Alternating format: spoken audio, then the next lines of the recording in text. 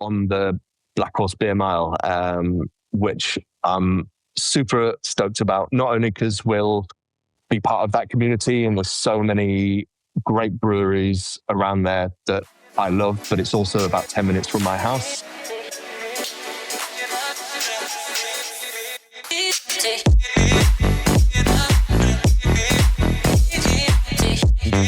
Hello and welcome to another episode of the Beer Rep Chats with. Today I am delighted to be joined by Jacob, head brewer at Hackney Church Brew Co. Jacob, welcome to the show. Thank you very much for having me, Martin. You're more than welcome. It's a pleasure to have you on. Can you start off with your journey into brewing and how you came to Hackney Church Brew Co? Yeah, so my journey into brewing is a bit of a sort of convoluted one, I suppose. So went to uni. I actually trained as a contemporary dancer, believe it or Really?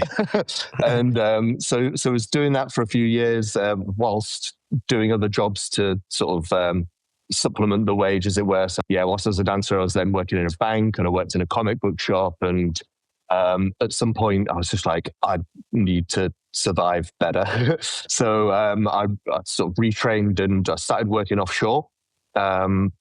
On like oil rigs. I was working on the heli deck, landing helicopters. Got a bit fed up of being in the cold wind all the time. It's pretty cool though, to be fair. Yeah, no, it was fun for a while, and then I thought, right, I want a job where I can be outside, but I can also have a desk And warm. And warm, yeah. So I retrained in health and safety, and then I was health and safety officer offshore for a few years, and then. One day, we were being offered voluntary redundancy when the industry was sort of a bit shaky. And the day it came through, I'd been told, we don't really want you to go, so just ignore that. But that day, I'd found an email that I'd sent to myself a year before, and it said, quit your job and do this course. And it was a diploma in brewing science. Because that was the one thread through all the sort of jobs and careers that I've had was I was homebrewing and making my own beer. But it started off brewing because I was not making very much money, and I was like, I can make beer for like 50p a pint. And then, of course, it turns into a much more expensive hobby than you. It certainly does. Think it would. So yeah, I saw that email that I'd sent myself, and did it. Took the voluntary redundancy. It wasn't very much money, but I used that to pay most of the course fee. And then, retrained. Luckily, got a job at a brewery in London. Sort of started at the bottom, worked my way up to head brewer in that job, and then saw the opportunity at Hackney Church, and I was like, they've got like 16 taps, and it could all be their own beer. Because when I first started, there was only a couple of their own beers. That they had on, and then they had other beers from like Colonel and people like that. And I thought, what an opportunity to have a load of beers or a load of taps to do whatever we want with. And luckily, I got off the job. Awesome. After a few interviews. So yeah, very lucky. What year did you get the job at Hackney?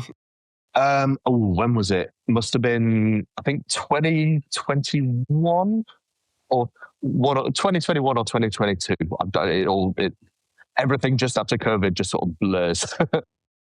Talk a bit about, Hackney Church Brew Co. and how it came about. What was the story behind Hackney? I mean, I'm guessing you've had plenty of chats with the owner, Hamish, and the founder, and, what was his goal and his mission? Yeah, so Hamish actually came on as director about 3 months before I joined the business. So it was started by a couple of people who met at the church around the corner, hence the name. They had their own businesses, but they wanted to start a brewery in Hackney, but they didn't necessarily have the time to be running it and everything. So they'd got another couple of founders on board with them, one to manage the taproom side and one to manage the brewery side.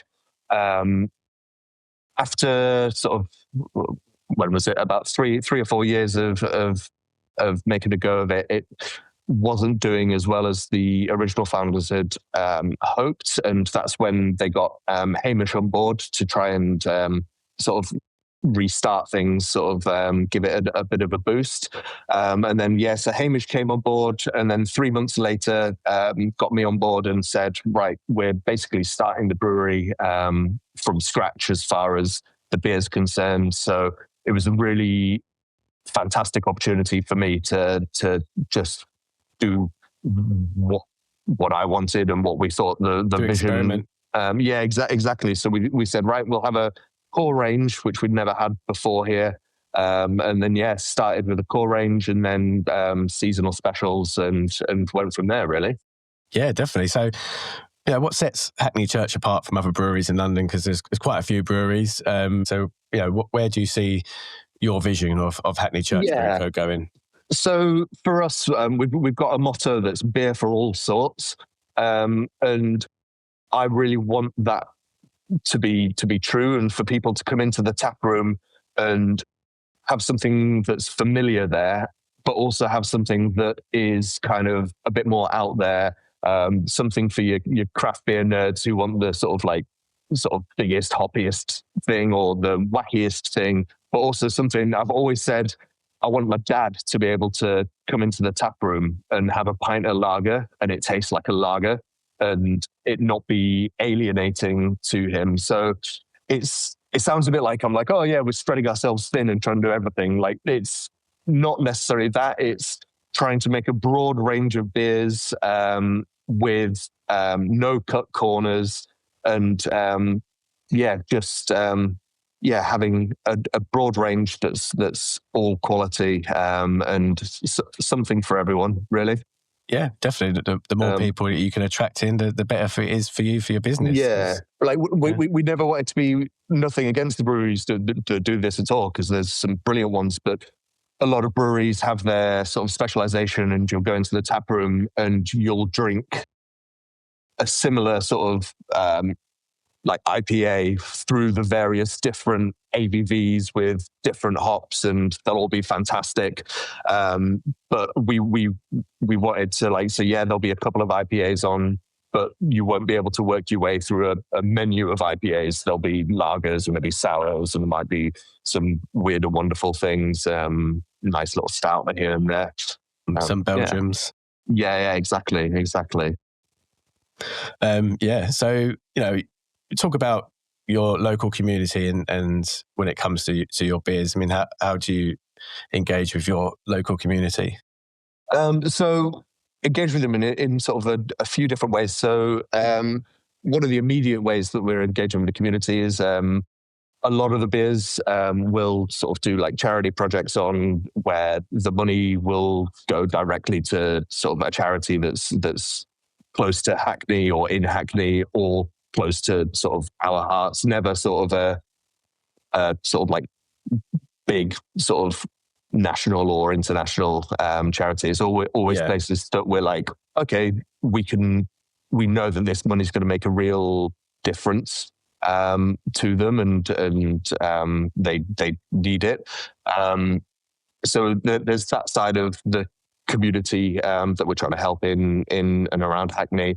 But then we do try and engage sort of the beer drinkers by sort of having like little launches in the tap room and just doing little fun things. I don't know if you saw our candles that we sent out with so everyone for the launch of the best beer we did called Worst Behavior. We've sort of 3D printed like a handle that clips onto your can to turn it into a stein or a mask. It looks pretty cool.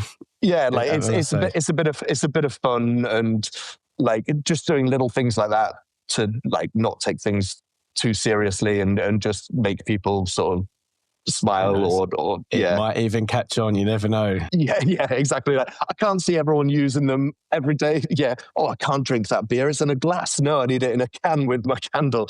But But we try and drum up a bit of excitement. We've got a new thing that I can't talk about yet because Hamish will tell me off. But there's a new release with a little accessory that we're going to be sending out with it. That's very exciting. Any hints on the accessory?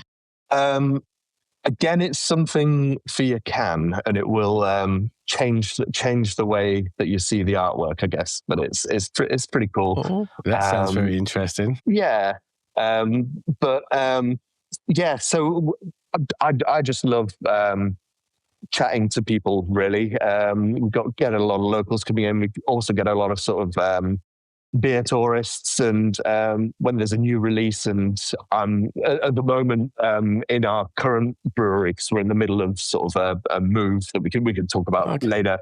But my sort of desk is sort of the end of the pew with that's sort of nearest the bar. So I sort of see when people are like, "Oh yeah, this new beer is interesting," and they might start talking with the bar staff, and then it's nice to have a little bit of engagement, and if they want to chat about how it was made or why we went with a gazpacho sour or something, like it's always nice to chat to people and see what they think, and definitely. It's good to have a good old chinwag, especially with customers. I really enjoy their outlook on the beer styles and what they look for when they go to a tap room or brewery. Yeah, exactly. Like, there's no one better at telling you what to brew than the people who are drinking. Exactly that. Yeah, exactly. Listen to your customers. Exactly. Number one rule. Do you have like a favorite hop or like malt and yeast strain that you use quite regularly? I'm a real sucker for a bit of El Dorado, to be honest with you. Hops wise, I'd find that's like a really versatile hop, can go in like in all sorts of things. Same with Idaho 7. I really like sort of that's great in the whirlpool. Really sings there.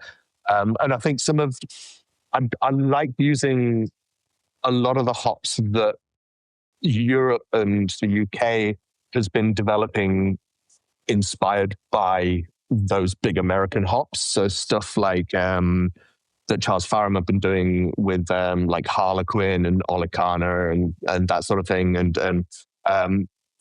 then in Germany, I love Hallertau Blanc. I use that all the time. And it's unlike any other sort of German hop. In fact, I even use that in our West Coast IPA. It's got a load of that in, which is not what you usually stick in it. In the boil or additions? There's a little bit in the whirlpool and some in the dry hop as well. So what's your favourite beer to brew and why? To be honest, this is quite a boring answer maybe. My favourite styles to brew tend to be lager styles. Just sort of like, nice, classic Helles or something like that. Just because with the lager, there's nothing to hide behind, right? Everyone knows what a lager should taste like. It's hardest to brew, isn't it? A lager, a lot of people say. I'd say so. And there's nothing to hide behind.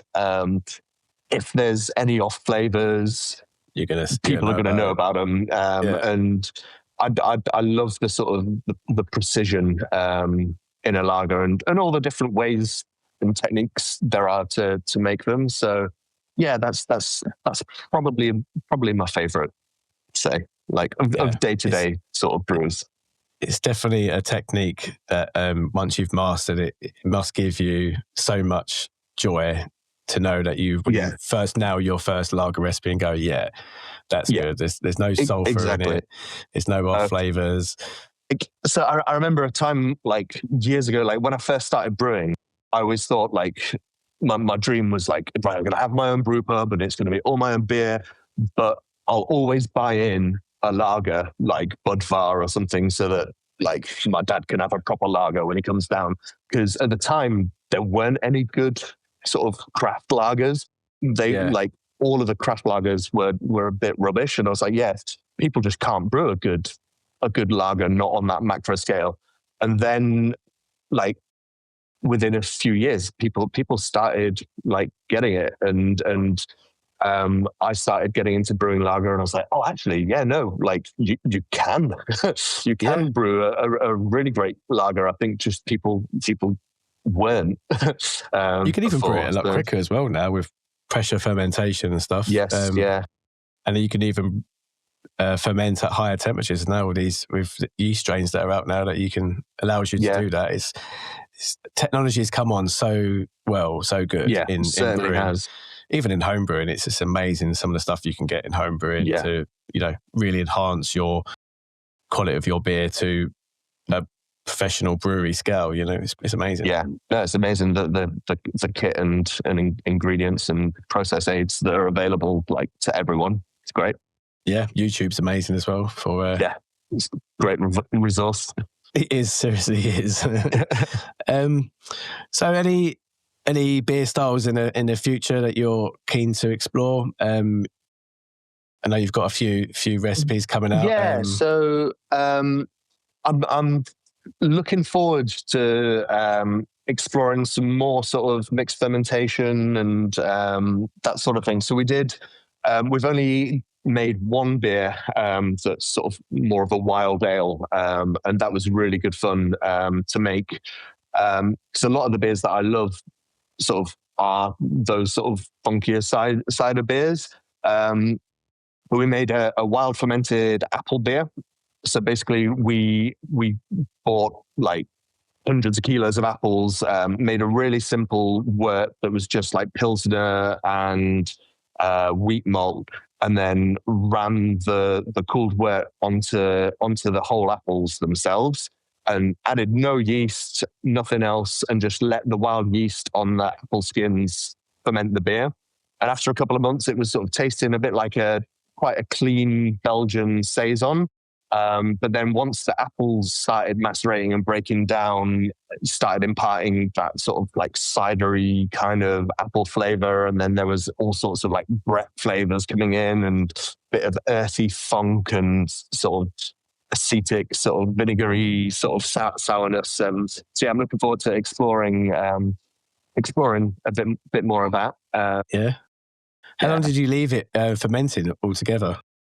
I think that was in tank for about 9 months so it was in 3 separate tanks, one with limelight apples, one with red Windsor, I think. So they're like eating apples, they're not like cider making apples. And then and one with a mix, and then we tasted, and then each tank, because each tank had sort of fermented slightly differently, and then sort of chose a proportion to blend for the best flavor. So that was That's interesting. Crazy. 9 months fermenting. And those tanks were sort of uninsulated outside as well, so it had the seasons sort of working with the sort of wild ingredients. So that was interesting. But yeah, we've got quite a bit coming out at the moment. So we've just done our gazpacho gosa. That was something that I've been keen to try for ages. So loads of tomatoes and red pepper and cucumber and peppercorns and that sort of thing. And yeah, we've got new IPAs coming out. We've got a couple more sours. So we've got our Fruits of the Forest sour that's with Maki, and our red IPA with coal beer.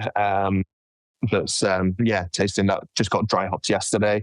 I think that's going to be pretty good. It's all what's in that Strata and Bar Brews.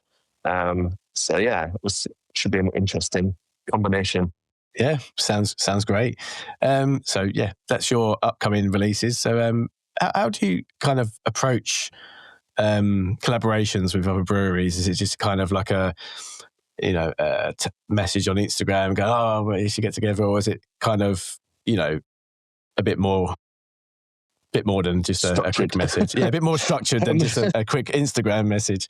Yeah, so to be honest with you, it really depends who the collab is with. So we've done some collabs where we've not known, like personally known, like had a relationship with the brewery, but we've been like wanting to work with them, and so we've sort of sent an email, or they've done the same to us. So like Bardin from Norway, who they're like brewing in the Arctic Circle, sent us an email saying, "Hey guys, we're coming over to watch our football team play Tottenham at the stadium not far away. We've seen your beer about, interested in a collab. We try and do a collab every time we go to a different country to see them play." We were like, absolutely, because that'll be a return collab. I've never brewed in the Arctic, so you get your thermals on. Yeah, exactly. So we have some that are like that, where it's sort of like a cold call, sort of reach out, and then others, they're just friends that we've sort of met in the industry, or like so like Amish was up at Farm Trip a couple of years ago and met some people from like State of Kind. So then we're like, yeah, let's do a collab. So went there.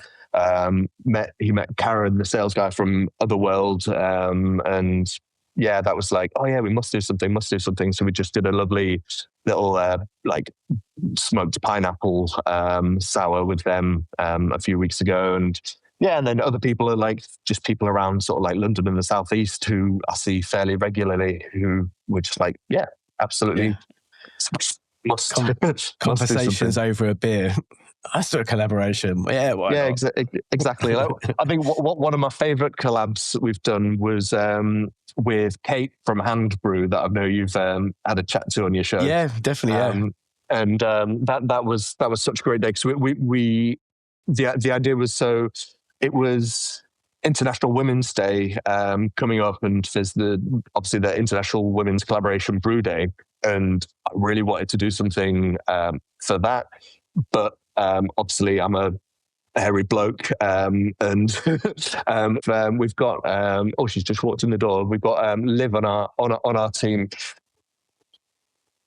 who is a woman, but I didn't think it was fair to just say like, right, there you go, you do everything, and I'll sit with my feet up. So what we did is, right, how can we engage in this like fantastic project and do it in a positive way that's not putting any burdens on the women in our team. And we were like, right, well, let's invite everyone's mums down. And so we basically did a beer to celebrate all of our mums. So some of the kitchen staff's mums, brewers' mums, and then Kate's lovely mum came down and sort of showed them like the brewing process and brewed the beer with them. And then some of our like Nat from State of Kind came down, and Lottie Pepler from the Brewers Association joined in. So like my mum was in India on a cycling trip doing something crazy. But then we had the opportunity so we brewed the beer, and then 3 weeks later it was Mother's Day.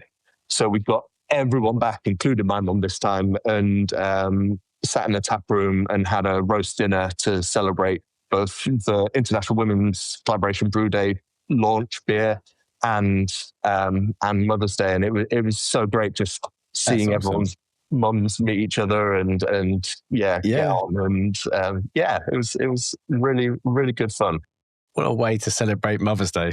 Yeah, exactly. And Kate's such a great brewer with such a wealth of knowledge. And so we were like, right, what do we want to do? So we were like, right, neither of us have really explored sort of like Thiols and that sort of thing. So let's get into that and see if we can sort of like, unbind some Thiols for this beer. And so did like mash hopping and all sorts. So yeah, it was good fun.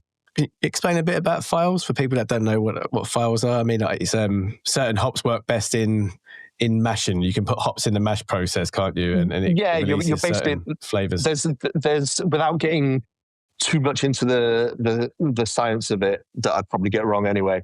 There's various flavor compounds in your yeasts, your hops, your malts that are sort of bound, and by using sort of various products like yeast and using hops in different ways, so mashing with your hops, you're actually able to unbind some of those flavors, so that you can get more from your hops. Like, I think they do them on homebrew scales now, where you've got all these like thiol and lock yeasts. I know, WHC or whatever they're called do a few of them that are pretty good. And if you use the right hops and the right yeast, you can really get some crazy flavors. Is it my understanding that there's only certain hops that have got really good thiol compounds in them, and others?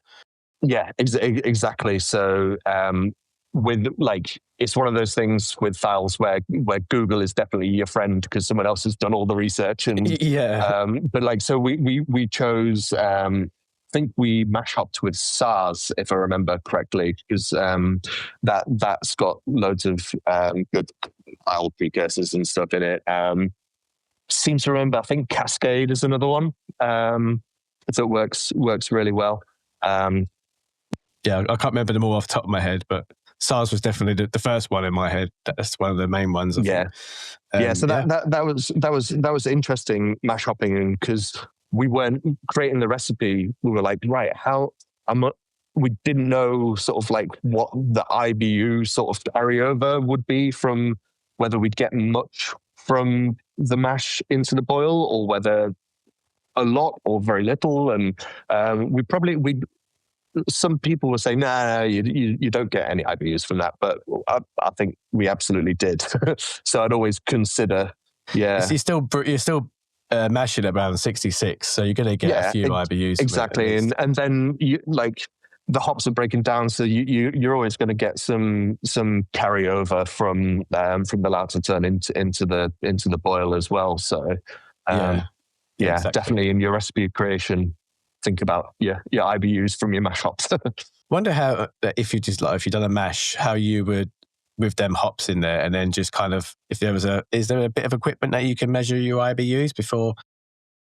Yes, you can. So we've actually, for our new place, we're building a nice lab. So we've got the equipment now to measure IBUs. It's when you're a small brewery and you've got a very small team, measuring your IBUs through the like actual brew day is quite a sort of difficult, laborious, time-consuming process, and when you might not have much time. But if you're doing it as an experiment, you can absolutely sort of pull off some work at different points and compare it, and or like if you don't have the lab equipment, places like Murphy's have a great lab that would be able to sort of do IBU testing and that sort of thing. Because it is important to know sort of what your kit's doing with your processes. Especially for repeatability. I really wish more breweries would put that information on their beers, even in tap rooms, on their cans, on their pump clips. I like to see the IBUs. I like to see how bitter a beer is before tasting it, because you can obviously different types of IPAs. You got bitter IPAs, you got more traditional ones, and then you'll have hazy ones which are less bitter. So I like to see the IBUs. That I'm drinking. Thing with IBUs as well is when they're sort of like lab measured, they can be a little bit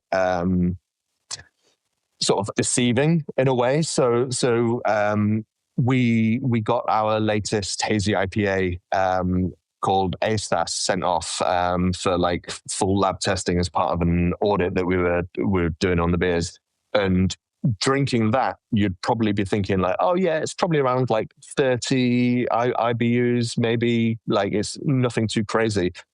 But because the perceived bitterness in it is fairly low, but with the dry hop added, the actual IBUs are a lot higher. So it's the bitterness.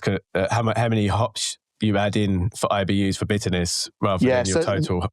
Yeah, so that the total IBUs for that beer were coming out at like 65 or something, but the perceived bitterness you get when you're tasting it.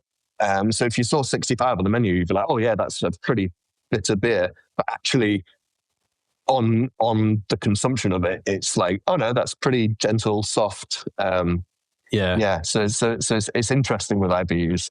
So when you kind of see like a hazy IPA or double dry hopped beer, you kind of would know, as a brewer, you'd probably know, you're getting most of your IBUs from whirlpools and double dry hopped editions. But if there was nothing like that and you see the IBUs at 60, you probably would be quite bitter. Yeah, you'd be like, okay, yeah, they're going like West Coast with that or whatever. Yeah. So I guess, perceived bitterness is probably the one that you'd probably want to know. So you touched very vaguely at the start about you moving to a new brewery. Yes. It's all very exciting. Didn't know about that. It is. Yeah. Yes. So let's talk a bit more about that. Yeah, so that's probably, I look a bit ragged at the moment because, me and Hamish are we're running this site still, but then also running over to our new site, which is in Walthamstow on the Black Horse Beer Mile, which I'm super stoked about, not only because we'll be part of that community and there's so many great breweries around there that I love, but it's also about 10 minutes from my house. It makes selfishly, it makes commuting ride to much bike easier. Scheme. Yeah, exactly. So, but yeah, it's basically a bit of we're at our sort of capacity where we are here, and we think that there's an appetite for more places other than our tap room and the few accounts that we send beer to have the beer. So we're growing. So nice new brewery. It's never been a brewery before, so we're starting from scratch. So me and Hamish have been there with I've probably still got some paint on me from yesterday. So we're in there sort of painting it and stuff. We'll get the floor done properly soon, and then we're going to move all of our existing kit that's in the brewery behind me down to Walthamstow, reset everything there, get a load more tanks so that we've got bigger capacity, same brew lengths, but we'll be able to we double brew a lot at the moment, but we'll be able to double brew, triple brew, brew more times a week because we'll have the tank space.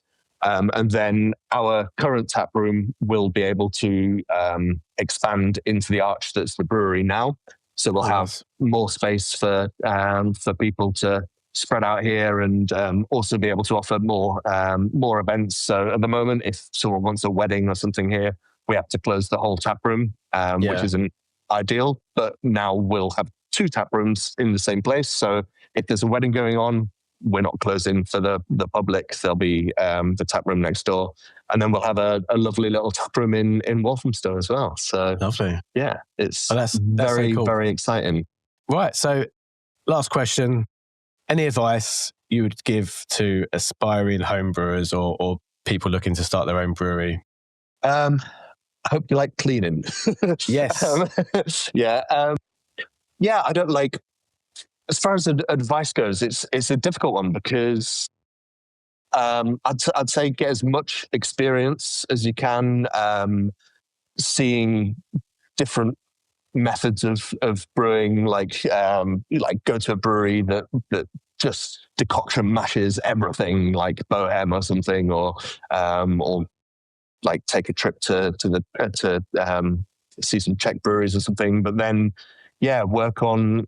Try and get some experience on breweries that are just doing like isothermal mashes, like a lot of the UK breweries do. But then make sure you've seen how a Lauter system works, or that sort of thing. Don't box yourself in too soon. Just get a lot of experience before you crack on with something, I'd say. And if you're homebrewing, I'd say.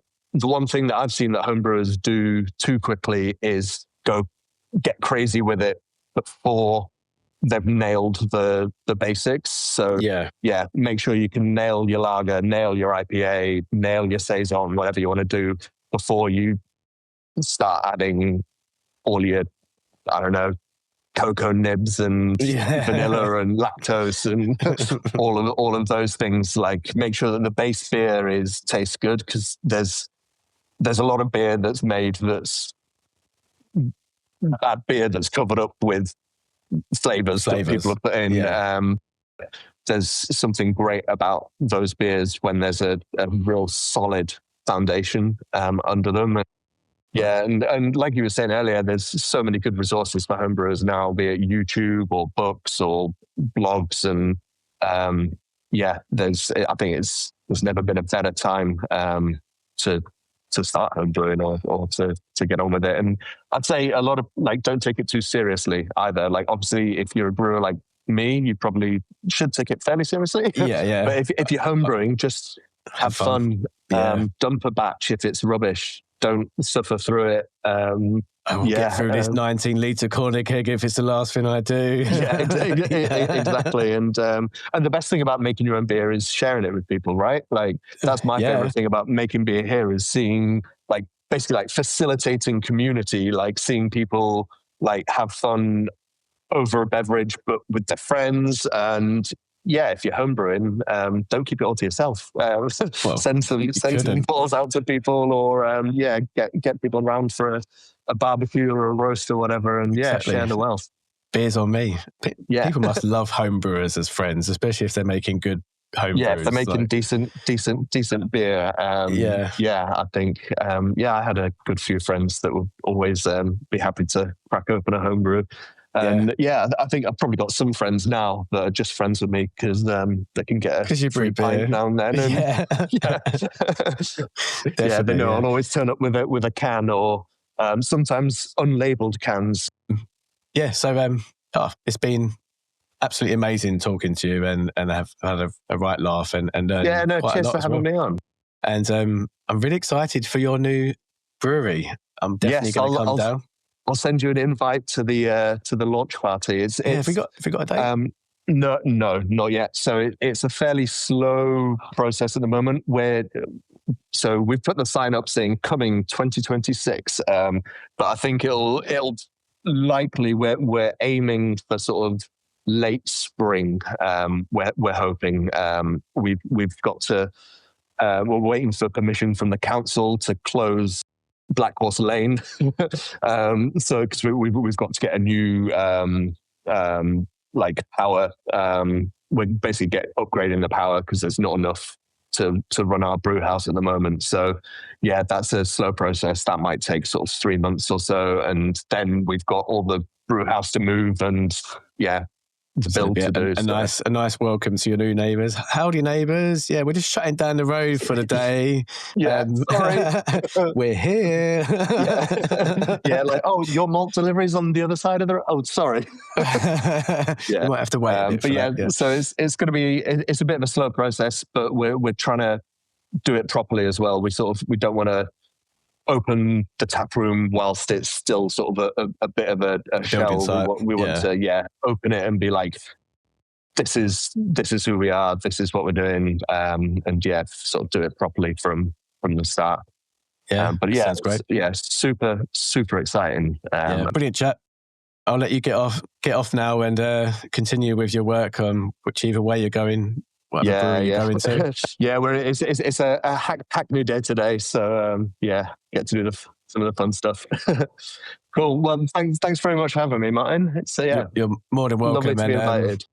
It's been a pleasure, mate, and we'll catch up again soon. I'm so sure. Over a beer next time instead of definitely over a beer. Yeah. Cheers, mate. Thank you. Cheers. Bye. Yeah, thanks for coming on, and we'll catch you again in a couple of weeks. Until then, see you later.